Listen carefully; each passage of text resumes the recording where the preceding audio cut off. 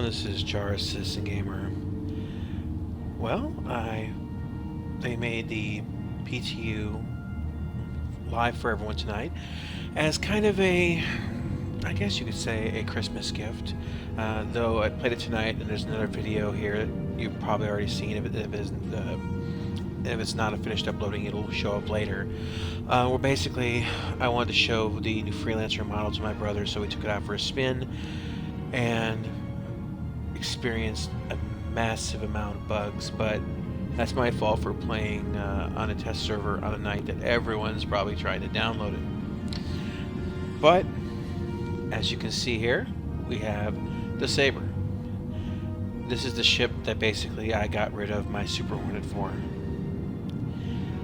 More along my style. Stealth, speed, maneuverability. I've always preferred those kind of ships as opposed to just heavy hitting. Though, to be honest with you, okay, well, what else can you say when you look at this gun but damn. They have, instead of having two size 3s and two size 2 gimbals, they went with two size 4s and two size 2 gimbals. Now, I don't know if this is a final, if this is what they're going to be sticking with, but damn.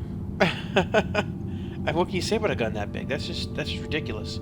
Clearly, they're not going to be retracting into the hull anytime soon. Even if it was a smaller gun, because of the way that you can see here, the landing gear folded back here. There's no way for these guns to retract into the ship like they spoke about originally, and that doesn't bother me. I never really cared about that feature anyway. But the guns are relatively nicely spaced, and it should put a lot of on-target time. Less guns actually missing the target because they're spread out too far. Close to the body as opposed to on the wingtips. Less chance of them being shot off. I mean, if you lose the guns here, you're probably looking at a whole lot more problems than just the guns. Probably missing an engine too. Details in the engines are coming along pretty well. I would not say it's finished, but you can see where they're going with it. Very nice. Now, this red canopy, this is something that's going to be on Aegis ships, but from the inside it's clear. And they mentioned that they're going to be doing this on the Vanguard possibly as well. And I hope they do it to, well, to that beautiful ship over there. Can't praise that ship enough. And I'm looking forward to flying that one.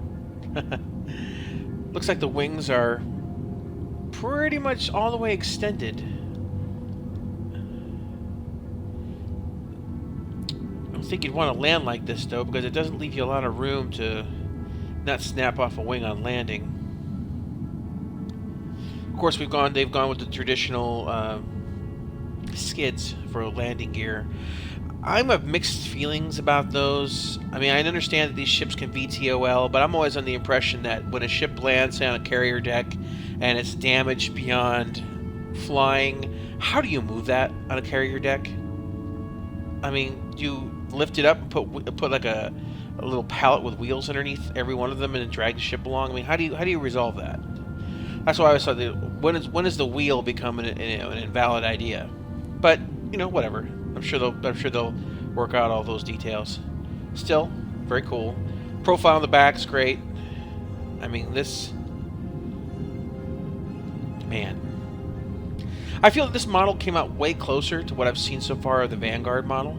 Vanguard's had a lot more liberties taken with it, but I still don't have the Vanguard model in my hangar, which is weird because I do have the Vanguard. And I have the advanced, or the bomber version, and all the parts for all the other variants. But for some reason, unless you just have the base model, they'll let you see it in your hangar. I am very, very, very impressed with this. So far, the detail is very nice. The pipeline's really coming along, and let's get inside and take a look.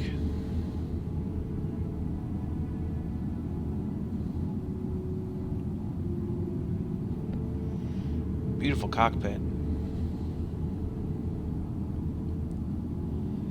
that is way, way better than the Hornet. Leagues. Won't let me look around though. It seems to be fixed. Let's do an outside view maybe.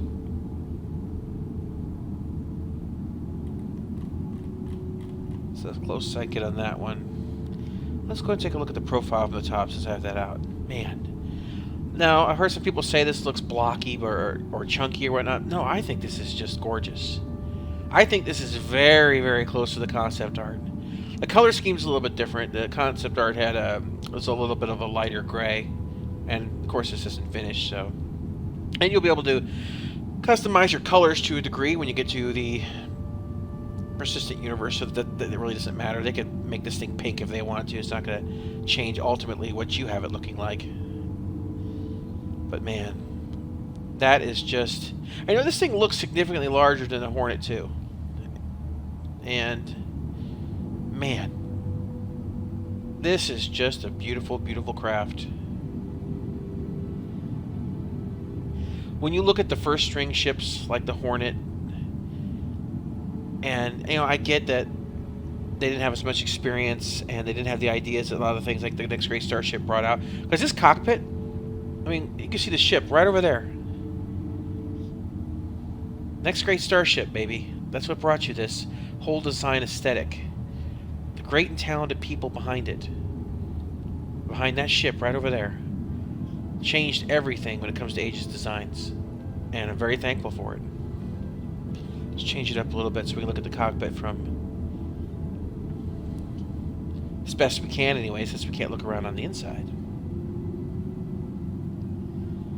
What a nice display. Everything in a nice coordinated, very always in your view. Oh, that was a word flicker. Everything just right there. It's I really can't complain about that. Good visibility out of the sides, and then like a little bit back behind you to an angle, which is great. But no doubt there's good visibility to the front. Fantastic.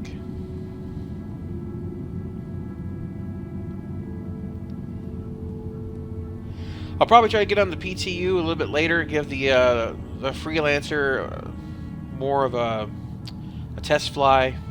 I've been working on a video. I've been putting together basically the topic involved with it when it comes to IM and ship sizes and the arms race that's kind of starting to happen with the effective flight model on some of these larger ships. But I need to get a better feel for how the freelancer flies and compare it to how the Connie flies.